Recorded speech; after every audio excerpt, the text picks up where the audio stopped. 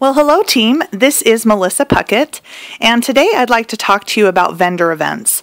Lately I've had team members that have asked me about them, and I've had a lot of experience with vendor events, even in the short amount of time that our company has been around, so I'm happy to share with you what has worked for me. I'd like to start out with a little disclaimer and let you know that I do believe that the most success that you will achieve in your business is going to come from holding fashion events. Now, don't get me wrong, I do love vendor events, I really do, but I really think that a lot of people are kind of disillusioned when it comes to them. They think, well, I'm going to go and do a vendor event and I'm coming away with, $5,000 in my pocket, and they are sorely disappointed when that doesn't necessarily happen. You can make money at vendor events, but I do believe that the fashion events are going to be the most consistent and most successful for you. So with that being said, I want to start out with something that came to me by way of a question that a team member had asked me. Candace Rashke and I were doing a vendor event, and she just flat out asked me, "What is your definition of success?" And I kind of looked at her and I said, "Well, what do you mean?" She says, "Well, we're doing this vendor event, and I would like to know what you think determines a successful vendor event." And to be honest with you, I hadn't really ever thought of that before. So I think it's very important that before you go into doing vendor events, that you have a clear understanding as to what success means for you. Let me share with you my definition of vendor event success. My definition of success is 1, that I've made enough money to cover my expenses. Number 2, that I have booked fashion events. And number 3, that I've signed up new designers, or that I have booked follow-up opportunity appointments. If I can say that I have achieved those 3 steps, then I feel like I have achieved some success. My most successful vendor event actually brought 10 new level 1 team members and 2 level 2 designers to our team. The sales were okay. They were actually pretty good, but I was definitely more pleased to see the explosion of growth in our team. So again, if you can decide what is successful for you, and you can be clear in that expectation, then you won't be disappointed when you go into those vendor events. So with that said, let's go ahead and get started. Let's talk about some things that you can do before deciding to book the event. I think it's important that you do your homework. First, I think you should find out if the event that you're looking at attending is a first-year event or if it's a reputable event that's been around for quite some time. You may want to ask around, talk to other vendors that you may know. You may know some people that sell other products, or even know other designers that may have possibly already attended that type of event in the past. People are generally really good about sharing their experiences, so do ask around and see if that's something that's worth attending for you. Next, you'll want to determine if you have exclusivity. Exclusivity means that you will be the only Mialisia booth vendor allowed at that event. Now, some venues don't offer exclusivity, and you'll want to determine if having more than one Mialisia vendor is acceptable to you. I've actually had that happen before. It happened quite by accident, and fortunately, I was able to contact that other designer, and we decided to combine booths to make it a little bit easier. Next, you'll want to decide if the booth is reasonably priced for you. For example, we have spent upwards of $800 for our 8-day state fair booth, but I've also spent about $500 for just a 2-day vendor expo. I've also spent as little as $35 or given a door prize as payment. It really just depends on the type of draw that the events usually get. You'll want to make sure that the expensive venues are well advertised and they have a history of drawing a crowd. You don't want to drop $500 on an event that's a first-time event that really doesn't have any track record. Otherwise, it could end up being a costly mistake. So just be sure to do your homework and choose wisely. You'll also want to see if the event is going to draw the type of customers that you want. Some events are notorious for selling just the homemade crafts. Others are really commercially focused and they do very well. I have experienced both of them.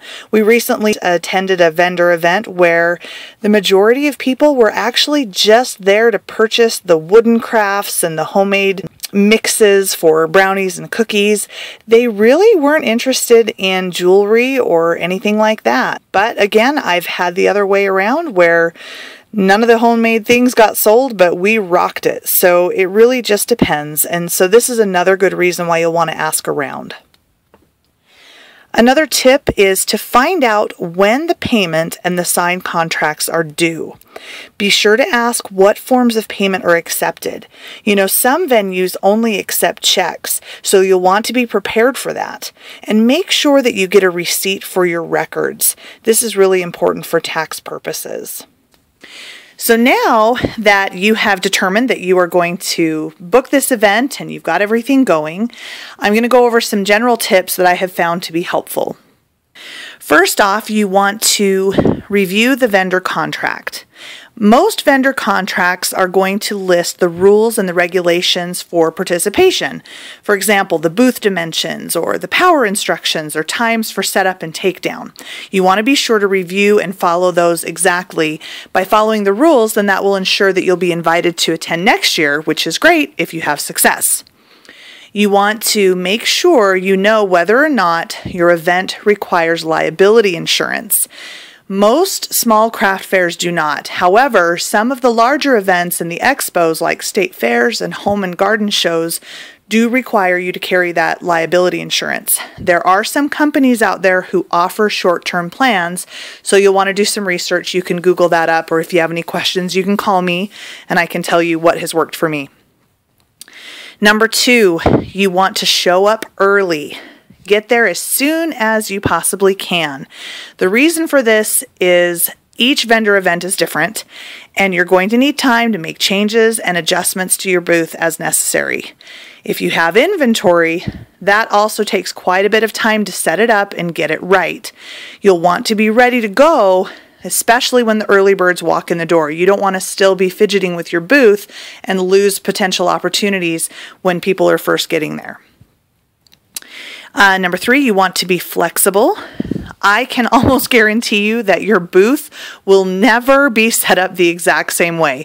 As a matter of fact, that's kind of something that I have a joke about with my husband when we set up these booth events. It's like, okay, so what do you think is going to be different this time? Each venue is different, and you'll need to be able to make adjustments to fit your space, so it's important that you're flexible. Number 4, you need to come prepared. Very important. Bring extra supplies to make adjustments as necessary, and make a packing list and use it. Now, at the end of this presentation, I will go through an example of what I use as a packing list and what I take when I go to my vendor events, and I'm happy to share that with you. So we'll go over that in just a bit. You want to make sure that you are physically and mentally refreshed, especially for long events. You want to make sure that you get plenty of rest so that you can be at your best, especially for those long events that are 8 hours or 10 hours or 10 hours for 8 days in a row. I've done them all, and I can't tell you how important it is to be well rested. You want to bring a copy with you of your current event contract and proof of payment, just in case you're ever questioned on that. Also, be sure to carry a copy of the current Mialisia state tax seller's permit so that you can accurately fill out the required tax forms. Now, in the state of Idaho, at our vendor events or craft fairs, we are handed a form that's in triplicate that is done by the Idaho State Tax Commission, and we are to fill that out and include our tax seller's permit number. And this just ensures that we can prove that we pay tax on retail and that we recoup that tax when we sell our product. Number 5, you want to be friendly. You want to say hi, and you want to make friends with your fellow vendors and the event organizers. They can be a terrific referral source for customers as well as for future vendor events. You want to be courteous of their time and their spaces because they are there to do business as well. But I can tell you that we have made really good friends with some of our local vendors. And it's been great because it's nice to see them again. We like to work together. We help each other out. And oftentimes we'll refer people to each other. So again, be friendly, make friends. It makes it so much more fun when you're attending these events. Number 6, you want to dress appropriately. Please make sure you're wearing comfortable shoes. You're going to be on your feet all day, so you might as well be comfortable. And also dress comfortably, but don't look sloppy. Remember that you are representing your business. You want to decide on a dress code and be sure to share it with any of your other team members who might be coming to work at the booth with you so that you can present yourself uniformly and professionally. So those are some general tips. Let's kind of go over some selling tips, things that you want to focus on when you're actually working your Mialisia booth. First and foremost, you need to speak up. You want to talk to everyone. Don't prejudge. Don't look at someone and say, oh man, I just don't think that this is for them. Or, oh, they don't look like they have enough money, or they probably don't have the time. You never, ever know. People come from all walks of life, and it's been just fantastic. So don't prejudge. One thing that I really, really like is something that my husband Rob said. He told me once that the only thing you have to lose is a missed opportunity if you don't speak up and talk to someone. It can be intimidating at first. I know. Trust me, I've been there. But I can tell you it will get better with practice. So speak up and talk to everyone. So when you are speaking up and talking to people, you want to hone in on your approach. This is where you're going to get better with practice and experience. To approach people, you're going to learn what works for you and what doesn't. Now remember that what works for me may not work for you simply because we all have different personality types. What's important is that generally you make eye contact and that you be genuine. You treat people how you would like to be treated. Now you probably don't like pushy salesmen, so don't be one. Be yourself and strive to make connections with everyone. Don't be discouraged when someone shuts you down or refuses to make eye contact, because you know it's going to happen. And it's actually interesting and it's sometimes really comical to see what some people will do to actually avoid talking to you. We make kind of a joke of it and laugh it off. Just let it roll off your back and don't take it personal, because that's going to happen. With your approach, you can still use a script, but make sure that it's genuine. So what I've done is I've come up with a couple of sample scripts or a couple of sample approaches that have worked for us in our booth. The first one is being direct and to the point. You just ask them, hi, have you ever heard of Mialisia jewelry? Sometimes they're going to say yes. Sometimes they're going to say no. If they say yes, don't just assume that they've heard of it and they're going to move on. Ask them, oh really, where have you seen us? Who's the designer that you worked with? Did you attend a party? Ask those types of questions. I have found that by doing that, sometimes they have Mialisia confused with another jewelry company. And when I have determined that, oh, you really haven't seen Mialisia, then I can be able to say, oh, well, let me show you Mialisia. So that's something that you'll want to ask about. If they haven't heard of Mialisia, you can say, well, great, let me show you how it works. And then you can just lead right into your concept share. The approach number 2 is to ask with leading questions. This is something that my husband does quite a bit. He will just stand up there and say, hey, how's it going? Can I ask you a question? And most people are not really prepared to have a vendor ask them a question. So it kind of catches them off guard. Well, plus the fact that, there's a man in front of a jewelry booth, hawking jewelry. So that's also something we use to our advantage. But you can say, hey, can I ask you a question? And normally they'll say, sure. And what Rob often says is, what's the most annoying thing about necklaces? And 9 times out of 10, they respond this way. They say, oh, it's that clasp. And he says, yep, you're right. It's that clasp. And so then what he says is, well, what we've done is we've eliminated that horrible problem by removing that nasty clasp and replacing it with these 2 hooks. And then he leads into the concept share, which is great. Sometimes they're not going to answer with it's the clasp. Sometimes they'll say something different, like, I can never get one to fit. Well, you have a solution to that. So with those problems, present solutions. And you can present those solutions with the Mialisia jewelry and go into the concept share.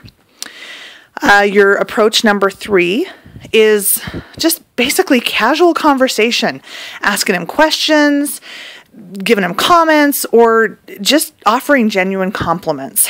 Remember, you want to be observant. You want to be genuine, because people can usually sense insincerity. They know when they're being sold. So just be yourself. So here's some examples. You can say, hi, how are you today? Have you seen any fun things today? Have you gotten anything fun at the craft fair? Or, oh, you know what? You look exhausted. Would you like to borrow one of our chairs? Do you want to sit down for a little bit? And then go the extra mile. Say, can I offer you some bottled water? We usually keep extra bottled water in our booth for that exact purpose. And you would just be surprised how many people's jaws just drop like, wow, really? Oh, yeah, great. Another option is ask them how the weather is. Sometimes in vendor events, we're stuck inside venues that have no windows, and so you can lead with the typical weather questions. So you can say, hey, is it still nasty out there? Oh, is it still hot out there? What's it doing out there? They can tell you. Another one is compliment them. Wow, I love that necklace. Where did you get it? Or, oh, what an adorable baby. Or, I love your outfit. So again, those are kind of some examples of casual conversation that you can easily turn into a question. Like, well, hey, have you ever heard of Mialisia? Or, while you're sitting down, have you ever heard of Mialisia? There's some really great things that you can lead into. So you'll want to practice that and be genuine with it. Once you have done your approach, you're ready to lead into your concept share. Now, I can tell you that with your concept share, you have 2 main goals. 1, bring the people into your booth, and number 2, you want to demonstrate the jewelry on them. Let me kind of explain.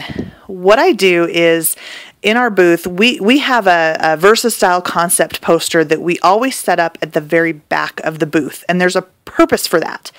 When we have that concept poster at the back, it's far enough back so that if you're at the front of the booth and people are looking at the jewelry, you can always point to that poster during the concept share, and you can actually start walking towards it. And this type of body language naturally brings people physically into the booth because they want to see the poster up close. See what I mean? I'll tell you a little bit about how we do that in just a second. But that's one way to bring them into the booth. Then I also ask if I can demonstrate the concept on them.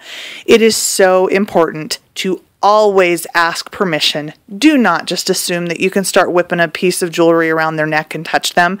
People are not okay with that all the time, so please make sure that you ask permission. A good tip is to have several types of simple pieces out on your display mats. Keep them on your tables and use those to demonstrate the concept. And try and demonstrate on customers using pieces that match what the customer is wearing. So you'll want to have a gunmetal piece, or you'll want to have a high shine silver, a brushed silver, a gold, or a bronze piece. Something that will easily fit with what they're wearing, or what you think that their style could be. And you know, it doesn't hurt to ask questions like, so are you a silver or gold person? Do you like bronze, brushed metals, gunmetal? Ask them. They'll tell you. So here is kind of a sample script that I use after I have initiated the approach. So my approach would be something like, hey, have you ever heard of Mialisia jewelry? Well, no, I haven't. Wow, well, let me show you how it works. I'll tell them, Mialisia is a new concept in jewelry. What we've done is we have eliminated the annoying little clasp, and we've replaced it with these 2 patent pending hooks. And of course, I'll show them the hooks. And in doing so, they've created the ability to not only put on and take off your jewelry very easily and very quickly, but it also gives us the ability to take one piece and transform it into multiple styles.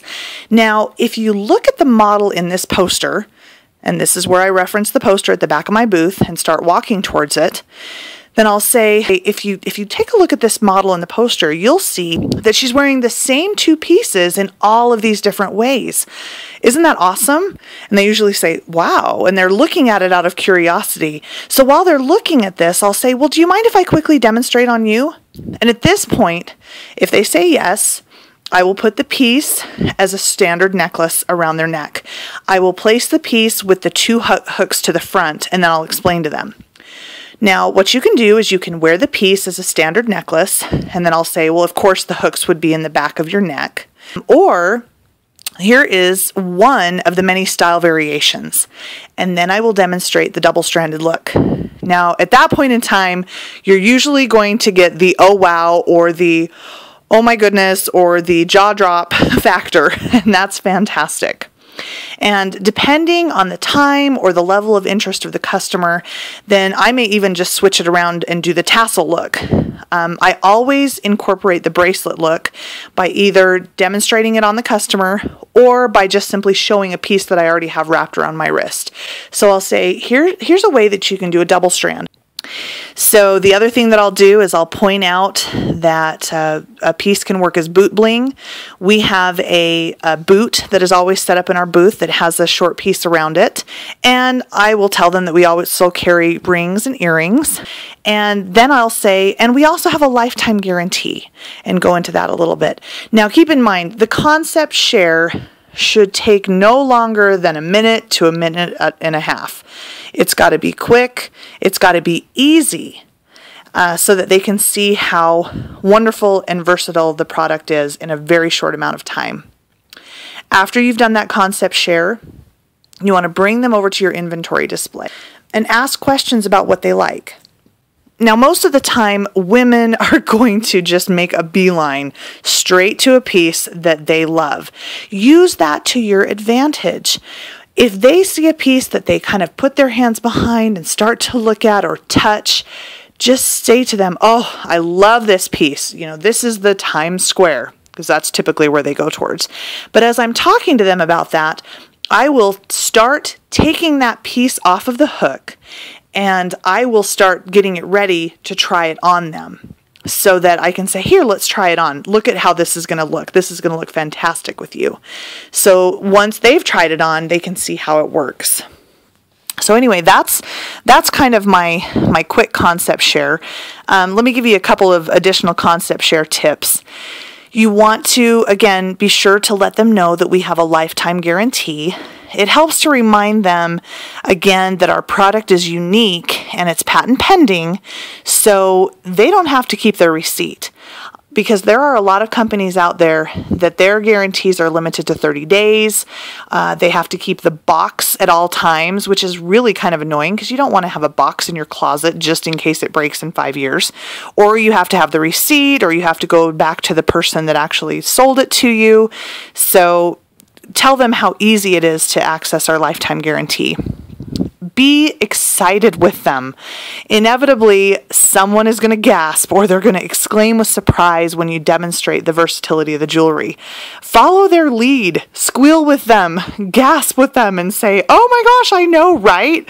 And if they see that you're excited and they're excited, then it just magnifies and makes that sale go a lot easier. Compliment them. Oh my word, that matches your outfit so perfectly. Show them in the mirror. Take a look at this. Look at how well this works with your sweater. And then say something like, let me show you something else that would work with that. And then take another short piece and hook it in and watch their jaw drop even further. You want to pay attention to your customer's level of interest. You never know if they may be a potential fashionista or designer, so make sure that you pay attention to those social cues. Okay, so now I want to talk about closing that sale and finishing it up. First and foremost, it is okay to expect a sale. You need to give yourself permission to sell your product and expect to do it. Don't be afraid to ask questions like, well, what can I help you find? Or what can I get you started with? Or can I get this packaged up for you? They know you're there to sell. Don't be afraid of it. We are really fortunate to have corporate sponsored specials that help us upsell our jewelry. Take advantage of that. I always offer the specials, like for example, buy 2 VersaStyle pieces at regular price and get an additional piece for $15. And I even explain to the customer that it's a great way to help them get the more expensive pieces that they want. And that usually floors them. They're typically used to, if you buy 2 expensive pieces, then you get the third one, of equal or lesser value for only $15. That's the typical retail experience, but not with us. If you say, well, if you buy this Madison and if you buy this Morning Glory, you can get that Cleopatra that I know you love for $15. Can you believe that? Now, some designers will I've kind of cut myself short because that's a $78 piece with the Cleopatra. Well, I can tell you this right now. You probably started out with just a Madison, and that's what you were going to sell. Well, by introducing the buy 2, get 1 for $15, then you've encouraged your customer to now buy the Morning Glory that she otherwise would not have purchased. The Cleopatra is a bonus, and so not only is your customer happy, but you've upsold, and it's been a win-win situation. So take advantage of that ability. When you're packing up their pieces, always put one of your business cards in their little organza jewelry bag. This is the reason why I do that. I will take that bag and I'll say, now look, I want you to notice that I've put my business card in your jewelry bag. I want you to keep this business card with your jewelry. The reason why is because if there's a problem with the jewelry down the road, or if for some reason you want to purchase more or get a hold of me, you know exactly where you can obtain my information. It's always going to be with your jewelry, always within reach, so keep that in your jewelry box. I also show them that I'm including jewelry care instructions in their bags so that they know it's there, so that they know I'm offering them a service. Here's my contact information. Here's also some care instructions for your jewelry to keep it nice and fresh and to make it last long. Definitely goes the extra mile and makes them feel better. Ask them if they would be interested in obtaining more jewelry for free. Talk to her about hosting a fashion event and be sure to tell her how fast and easy they are. My fashion events are usually an hour. Get in, get out, have a fun time, and I explain to them pretty much, you know what I did with just showing you how this jewelry works? Well, they say, yeah. You know how easy that was? Well, yeah. That's pretty much what we do at our fashion events. I show you how the jewelry works, you guys get to play, and you get to shop. What's not to love about that? Okay, sign me up. So make sure that you ask if they'd be interested. Have your date book handy, as well as a fashionista packet. Make sure you can get that booking right away, because the moment that customer walks out of your booth, that level of interest and excitement is going to instantly start dropping as time goes by. So if you can get her booked while she's still excited and interested, that's going to help you. If you notice that the customer was especially interested, don't forget to mention that you're hiring. And if they are really excited or interested, offer them that opportunity or offer them the ability to learn more at a future time. So now that you have closed that sale, let's talk about overcoming objections. Oh, nasty objections. Now, inevitably, you will have people who flat out aren't interested. Sometimes more often than not, but that's okay. The key is to keep asking everyone until you find someone who is interested. In my previous direct sales company, I was always challenged to get as many no's as I could. It's a numbers game. So the more no's you get, then the more yeses that you will eventually get. So you could actually make a challenge and say, well, I'm out here to get 50 no's, because you know that within those 50 no's, there's got to be at least 10 yeses. I've heard all sorts of excuses and objections, and it never gets old, and it's fun, and it's just actually become a challenge. The important thing, like I said earlier, is to make sure you don't take it personally. Here's a few objections that I have been given, common objections, with ideas on how to overcome them. Number 1 is, I don't wear jewelry. Oh, I hear that a lot. Well, that's kind of a hard objection, because you're like, well, you don't wear jewelry. Okay, sorry, I guess I have nothing to offer you. Not true. You need to find out why they don't wear jewelry, because there's always a reason. For some, they just don't know how to accessorize. Some people have other reasons. Once you determine the why, then you can go from there and find out how you can meet needs in other ways. So that's something to find out about. Number 2, I am allergic to metals. This one is kind of tough. You don't want to question anyone's medical history, but I found that sometimes it's worth digging into. Many customers who are sensitive to metals find that they can actually wear our products, particularly the high shine silvers, without any problem. You want to evaluate that response, and if it's appropriate, you'll need to feel it out. Ask questions like, okay, well, are you like really severely allergic, or are you just sensitive? Take a look, because there are some people that say, I'm allergic to metals, and they're wearing all sorts of jewelry. See if you can find that out. But just kind of ask. Explain that our products are hand dipped and electroplated 14 different times, and they're finished off with a final coating, which we call an E-coating. And I kind of explain that. I say, it's finished off with a final E-coating, and that's kind of like a polyurethane for jewelry. And they go, oh, okay, I understand.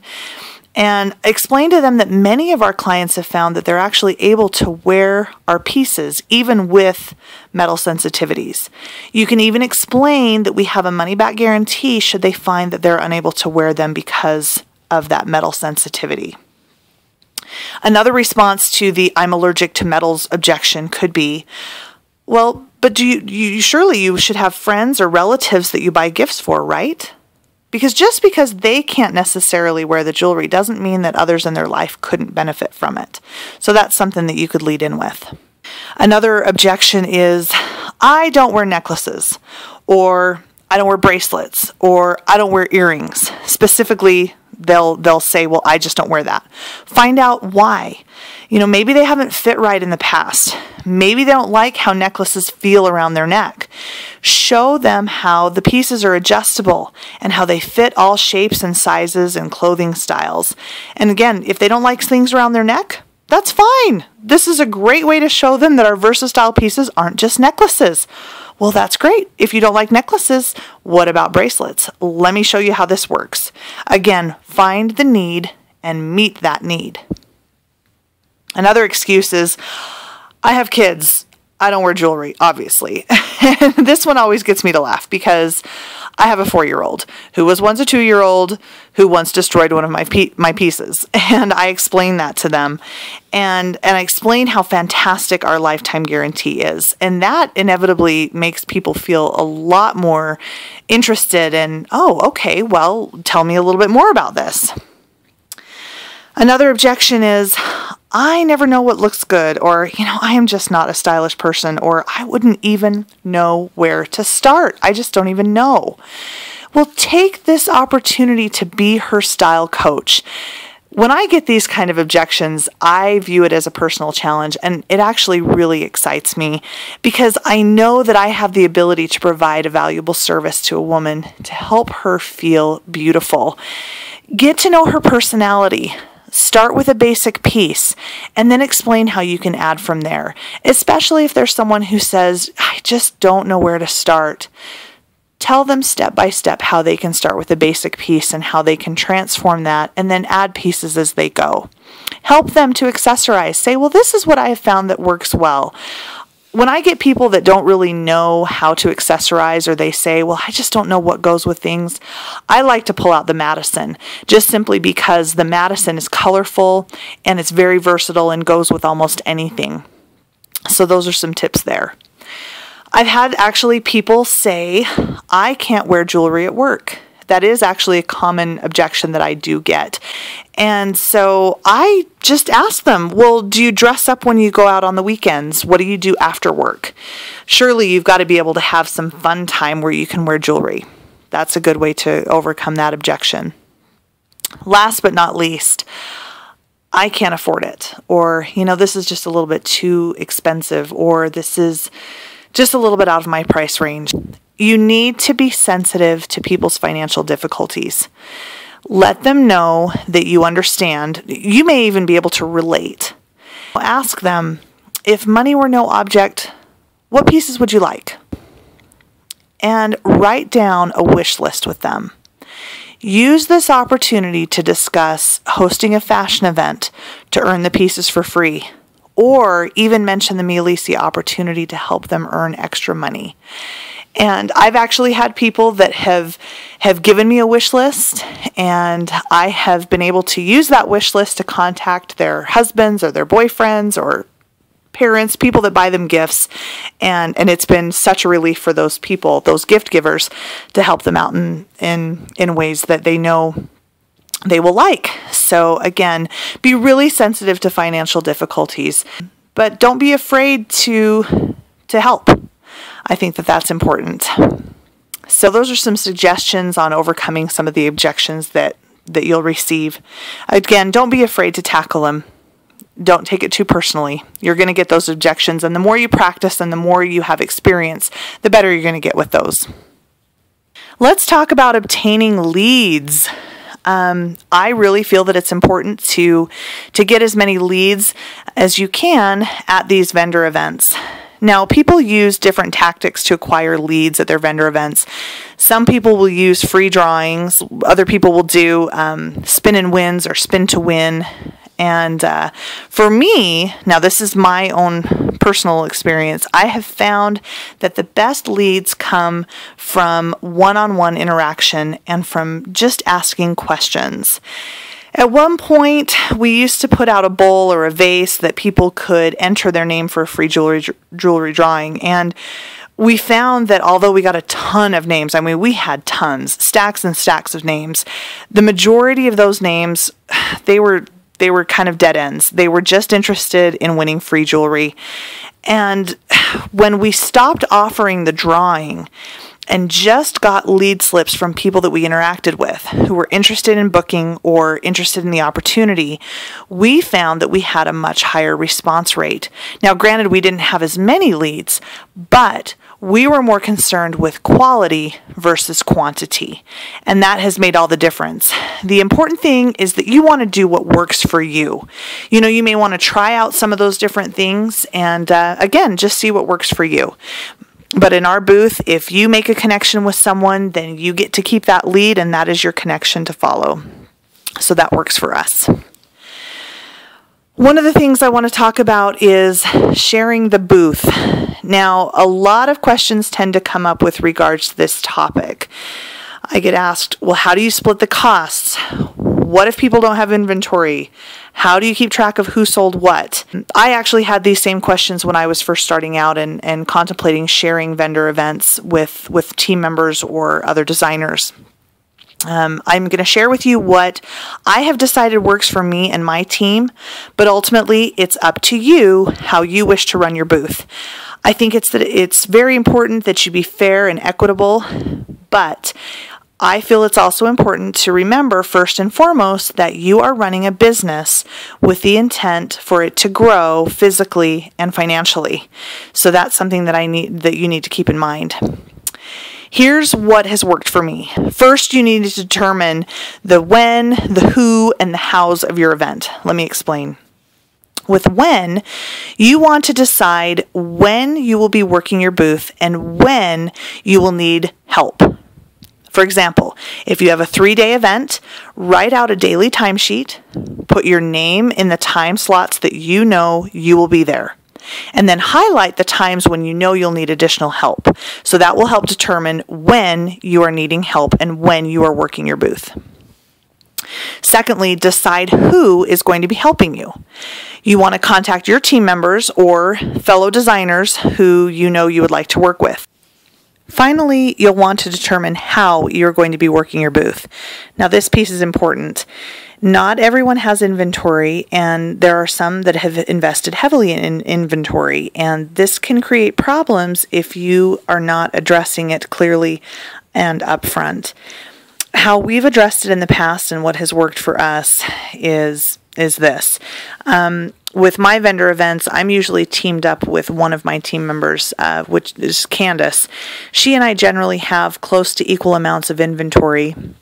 We have our inventory tracking system where each of our pieces are individually tagged. Each designer has their own tag, so whenever a piece is sold, we remove the tag and we place it in a cash box.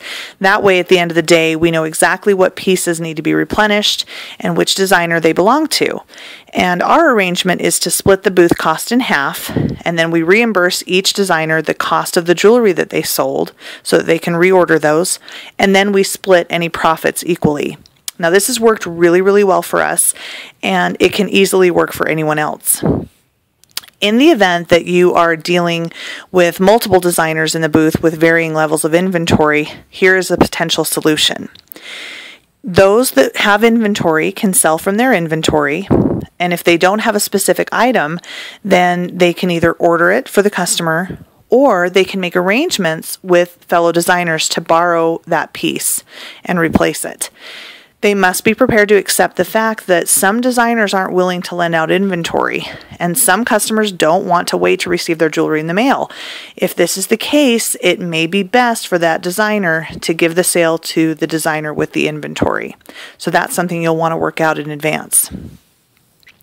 Another option is to allow team members without inventory to still participate with the booth. Those without inventory have the option of working for leads only. This gives them the opportunity to work in the booth and still have the ability to grow their business. What I do is I determine how much the booth cost is, and I work out a reasonable hourly figure that designer can pay. She can sign up for available time slots, and she gets to keep all of the leads that she works with. So again, it tends to work out well with everyone. It's very important that you handle the booth sharing with clear expectations and fairness. Make sure that everyone is on the same page to avoid miscommunication. So I have given you quite a bit of tips and tricks to a successful vendor event. And for the sake of time, what I'm going to do is I'm going to close out this training for now, and then I'm going to open up a separate training and discuss my vendor booth checklist and my packing list so that you can take a look at that at your leisure and see if there's some things that would work for you. But for now, this should give you a good idea of what to expect, how to prepare, and how to have a successful vendor event. I wish you luck and encourage you to contact me if you have any questions or need some additional tips. Thank you so much and have a fantastic day.